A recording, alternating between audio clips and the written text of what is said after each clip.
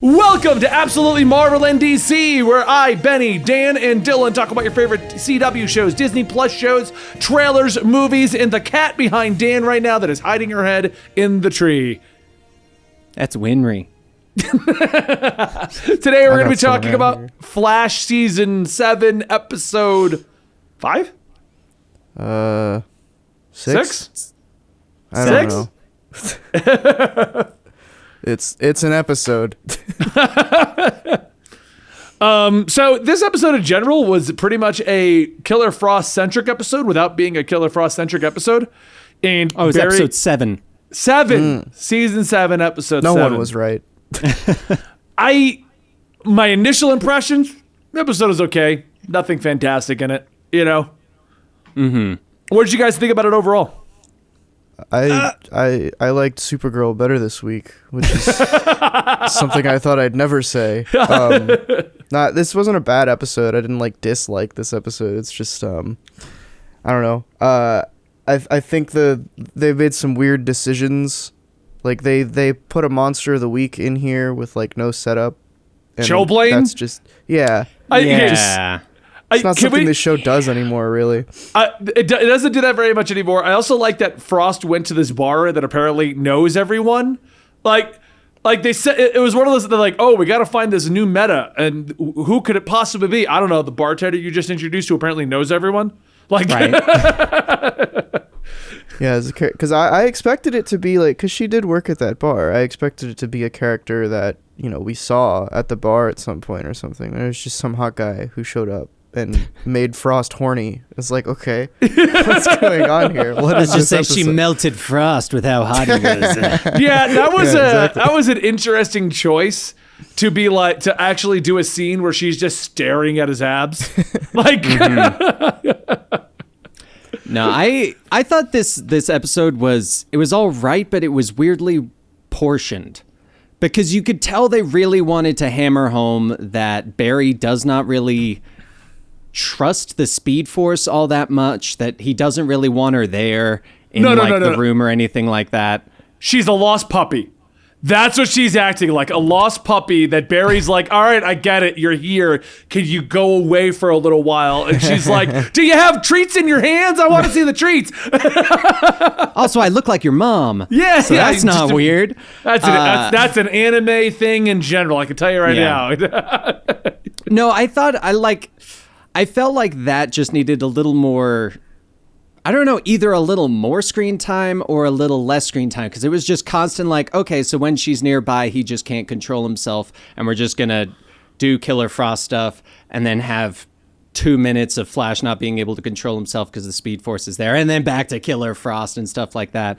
But it was very clear that this episode was the one that confirmed what we were talking about and the news we heard last time of she's leaving the show. And this was, I guess, their way of doing that. 'Cause she's like, you know what? You're right. I should turn myself in. I don't think she's leaving the show, though. I think they're just going down this path with the character that they want to separate them like that. Well, because Caitlin Snow has not left the show. So even if they're we're writing Killer Frost off for a little while, Caitlin's still there. There was a whole scene where they went to arrest Caitlin. Did they clear that up at all, though? What's that? I thought they just arrested her, and then they were like, well, she's pretty much Killer Frost, and then nothing else happened with that. She's still in prison. I think with Cecile saying that, once we run genetic tests on you and they don't find the meta gene, they're going to let you loose. I think that's all she's out. I don't think they're tying her back into Frost anymore. But. Well, plus, wouldn't it be weird if the both of them are in cells and well, Caitlin, you may be the killer. The killer's right in the other cell. Right. I have a theory on where Killer Frost is going to end up. So this is I'm just throwing this out there just to see if it sticks next year whenever this season wraps up. I think they're going to send Killer Frost to Argus, which is secretly the Chronarch or whatever that we saw in the season premiere, and then they're gonna use her as some agent, and then she's actually gonna become evil or something. I don't know. I feel like she's gonna get tied up into that plot. They're gonna shove her away for a while, and then we're gonna focus on Caitlin, and then she'll come back when it's time for the Chronarch, whatever that is, to come into the show. Or I'm going to take what you guys say every week. She's going to Legends of Tomorrow. I would be okay with that. I would be very okay with that. If Sarah Lance just shows up and she's like, hey, you used to be bad as well, and now you're good. Do you want to time travel with us? Maybe the Chronarch, chrono time stuff, they're clearly like from some kind of future. Maybe they're the villains of Legends of Tomorrow this season, and they're like the big overarching like a mini CW crossover plot. kind of thing. That'd be cool. Can we talk about the very awkward Riverdale almost moment where they walk in on Killer Frost and she's like putting up the bar like, yeah. Right. I was like, did the actors just go, hey, we got a bench on set. I want to show people I can bench. But like a surprisingly short bar too. Yeah. I'm like okay, like why are we showing her on the bench? Like, it really must have been just to show, like, look, I could lift. Maybe I was the other one, but I'm like, are those 35-pound weights? You go. Like, that's awesome. Oh, yeah. That's more than Dan can lift. I mean, yeah. But I'm not a metahuman, damn it. I wasn't paying too much attention to the specifics of the weight, but that scene was definitely very like high school of like Chester walking in. It's like, guys, I need your help. And the like bullies are like, well, get out of here, nerd. Yeah. We don't want your kind here. I was like, it's such a weird, she's stuck at Star Labs. And she just goes to the gym. I'm stuck here. Like, it's like a prison setup, like. Does Killer Frost in the comic, does she have like super strength? I think she has normal DC superhero strength kind of deal. Yeah. Okay. Yeah. So like slightly enhanced. That makes sense. Because she did some stuff in this episode that like usually she just uses her ice powers, but she like blocked some guy's hit with like a weapon with just her arm. I feel like her exercising and lifting that weight was solely so that when they had that fight scene, they were like, no, you saw how much weight she could lift. Like, that's why she's able to fight like this. Because I thought the same thing. I was like, she's not usually like this, and I've never seen her lift once. Exactly. But you know what? It's not like this is a training. thing. Like, this is a thing that happens every episode. Frost is in the gym when she's not on, patrol or whatever. Which, hold on. Have we ever seen this gym before? Is this another room in Star Labs that just randomly appeared? New room, baby. Star Labs, the map grows. I feel like this was them on the set, and they're like, we've been using the other room a lot. Hey, where's the room that the actors used to lift? Let's just... Caitlin, can you lift? I forget what her actual... Oh, Danielle, can you lift? She's like, yeah, I can do 35 pounds. I'm like, let's put it on camera. Let's see what it looks like. Go get in the wig real quick. Oh, man. I hope, though, that we don't fully get rid of Frost. I really hope that she does come back later, because... she grew on me. That character definitely grew on me, that I was like, okay, you are a solid part of the team, that when Frost started appearing more than Snow, I was like, okay, I'm liking this more. So if they get rid of her fully, I'm going to be kind of sad. She's just the more interesting of the two. And like to write her off, there's not enough for... The writers haven't done enough to Caitlin to make her interesting enough to... like make it okay that they're writing the more interesting character off. Because like if you built Caitlin up a little bit, because the only thing she has going for her right now is that she's sad that Frost doesn't want to be in her body anymore, which is like, that's like a weird decision to begin with. Yes. Yeah. Look, we're dealing with the Flash and super heroics. I'm on your side of this one too, because that phrasing definitely was like. I know what I said. But it's definitely a very strange decision, because I remember early on we were like, yeah, if they're gonna write, if they're writing Danielle Panabaker out of the show, doesn't really make sense because they split her into two characters. If they're writing Caitlin out of the show, that makes sense because the writers clearly have no interest in doing anything interesting with that character. But then they're like, nah, we're gonna take the one that you all like, get her out. So I really hope that's not the case. Did I miss something? Where was Cisco this episode? He's just not gone. in the show. Yeah, because like they call up Chester, and it's like, oh, Chester's gonna. His exact answer was, yeah, with Cisco out, I'm in charge of the police call and stuff, and I'm just like, oh yeah, hold on, did you catch the Brooklyn Nine-Nine reference? Did No. you guys catch it? I didn't. Where so Chester's like getting super excited, and then Caitlin's just like, all right, Peralta, don't get too excited about your case, and I freaked out. I heard my reaction when Chester walked around the car and said, "Whoa, baby Grogu, this is crazy." I was like, "Wow, That was quick. That's a quick turnaround on a reference. This is the first time, Benny, that I've noticed like maybe COVID stuff is affecting the show. See? Because Sisko had no reason to not be in this episode. He's not one of the characters that you should just like take out of the show for no reason. Mm-hmm. Like, and one they of the side characters, sure. They just kind of reestablished him with Chester. And then for Right. this episode to only have Chester with no reason why Sisko's missing. Because you could also be like, oh, Chester is going to go on the scene to make a funny reaction to the dead body.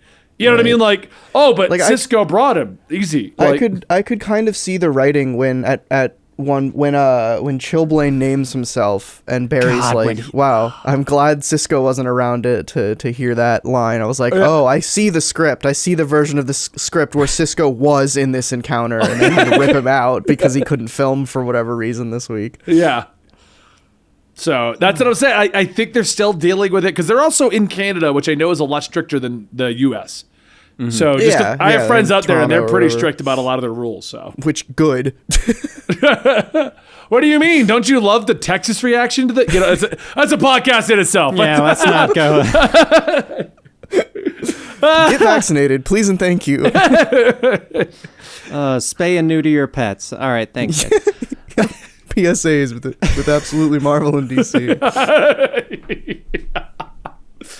All right, yeah. I mean, overall, I really thought the episode was okay. It's definitely a filler episode. Nothing really happened in it. If you missed this week, you're not missed nothing. The only thing you need to know is Barry is annoyed by his pet mom.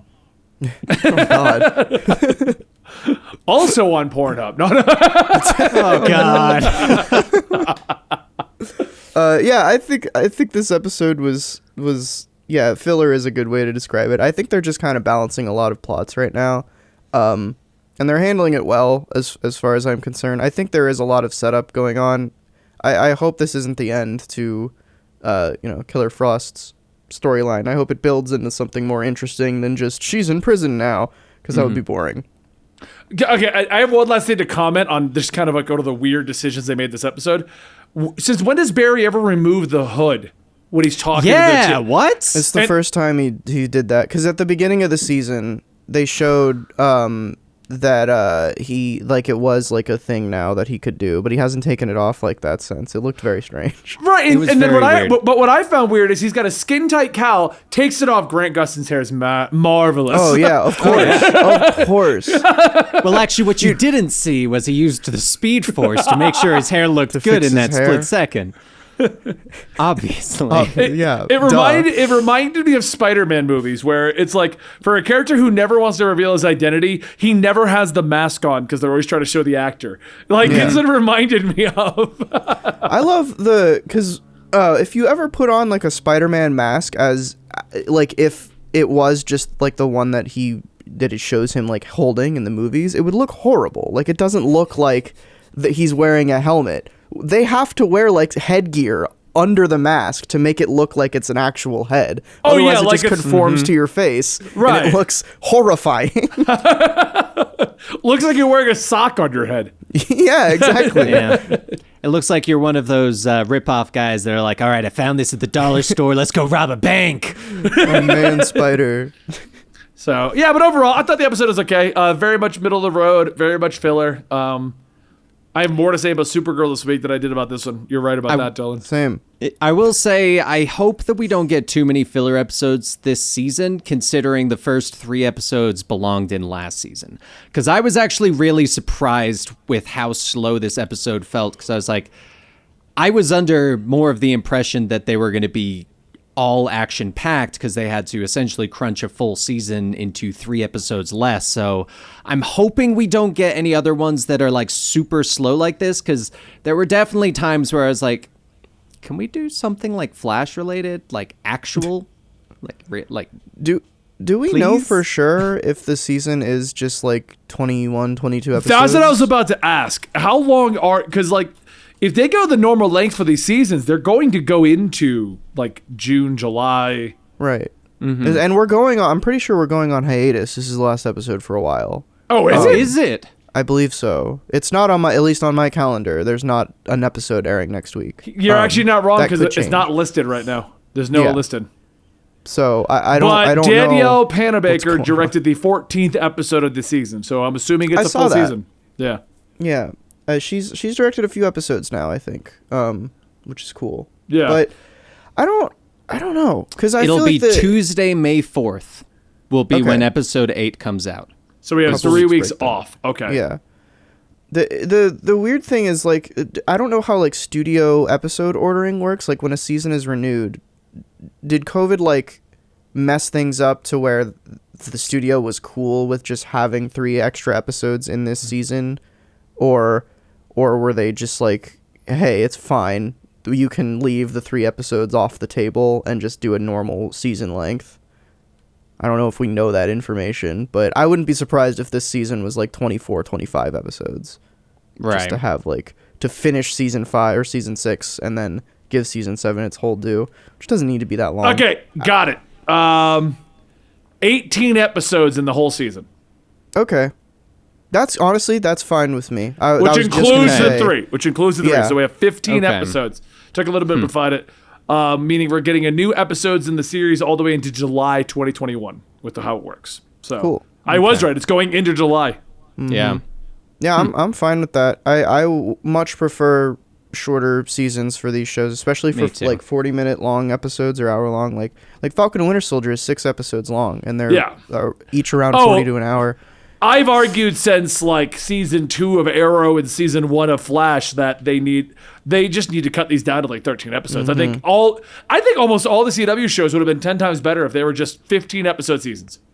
You give me a couple of Legends filler. is small seasons. What? Yeah, and you guys, I still have yet to watch it. And I'll watch it this year. But you guys are constantly talking about how good Legends is. And like every season I watch a Flash, I'm like, you could have made this 15 episodes. Right. You know, this episode probably was needed for the Killer Frost whole thing.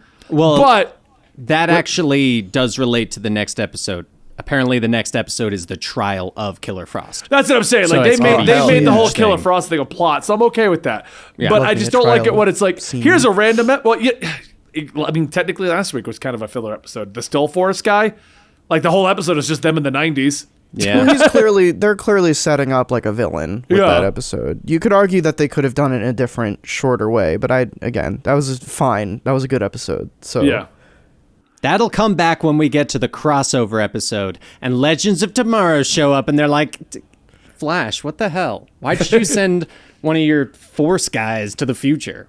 What's going on, bud? All right, guys. Hope you enjoyed today's recap and analysis of episode 7, season 7 of The Flash. We'll be back next week. Well, we will be back next week, but it back. won't be with The Flash. No, it'll be with just Supergirl. Dan gets a break. Oh, yes. Yeah, it's like Superman and Flash on a break. You know what, Dan? On the break, you should watch all of the current season of Black Lightning and give us a recap. All in one day. Oh, too. no, One I'm day. disconnecting. We'll see you guys next week right here at Absolutely Marvel in DC.